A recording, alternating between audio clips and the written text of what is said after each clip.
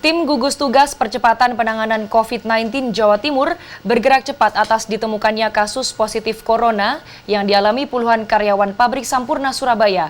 Tim gugus tugas melakukan swab terhadap 46 dari 100 karyawan pabrik rokok yang hasil rapid testnya dinyatakan positif.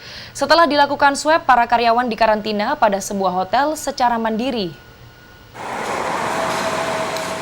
Ketua Rumpun Kuratif Gugus Tugas COVID-19 Jawa Timur melakukan tes swab terhadap 46 karyawan pabrik rokok Sampurna setelah mereka dinyatakan positif dari hasil rapid test para karyawan. Tes dengan sampel lendir tenggorokan ini dilakukan untuk memastikan positif atau tidaknya para karyawan terjangkit virus corona. Joni Wahyu Hadi, Ketua Kuratif COVID-19 Jatim, menyatakan saat ini pihaknya masih menunggu hasil tes swab tersebut. Tindakan petugas akan dilakukan sesuai hasilnya masing-masing karyawan. Bagi yang dinyatakan negatif akan dilepaskan, sedangkan yang positif akan dikarantina.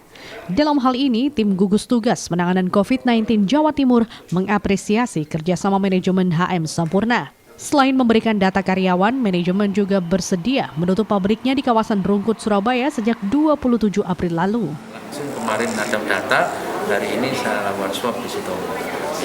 Tadi ada 46 yang dilakukan swab, itu yang khusus untuk klaster itu. Semoga nanti kita harapkan hasilnya negatif loh ya. Semoga kita berdoa sama-sama negatif. Kalau negatif harus diulang lagi, kalau negatif lagi dilepas. Sementara Wali Kota Tri Risma hari ini akan menerapkan protokol kesehatan di lingkungan pabrik rokok Sampurna pasca adanya temuan kasus positif pada karyawan mereka. Wali Kota Surabaya Tri Risma hari ini membantah jika kasus di pabrik rokok Sampurna merupakan klaster baru COVID-19 di Surabaya. Kasus COVID-19 di pabrik rokok ini terjadi karena satu di antara karyawan sudah dinyatakan memiliki gejala virus corona dari puskesmas tapi tetap masuk kerja. Jadi yang di awal itu kita, ya waktu itu kan puskesmas nangani sendiri, jadi pengawasannya kurang. Dia kerja, sebetulnya dia udah PDP. Ya dia kerja, jadinya nulari, tapi mudah-mudahan enggak lah.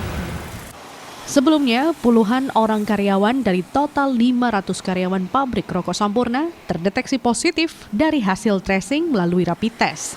Hal ini menindaklanjuti karena ada 2 orang karyawan yang dinyatakan meninggal dunia diduga akibat COVID-19.